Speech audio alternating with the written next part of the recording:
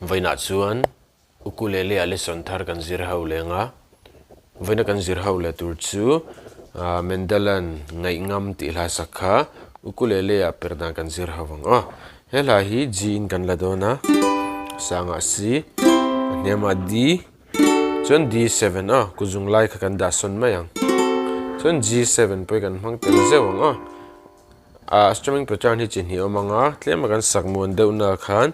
down down up down up down down down up hi kan hmangang chon tlema ran deuna khan down down up ti khan down down up down down up le down up kan hmang don ni chu Ngaihngam lo na ka nei ngai lo Ngaihngam ta kin ka ngayang che Ngaihngam ta ka Ngaihngam ka nei ngai lo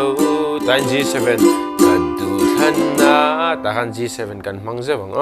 ati lawa chon kan hmang to don chuang lova chon a hlan nen karam play mil lenga gitara po khan lesson ka siam thawa adu tan choni lo en don ni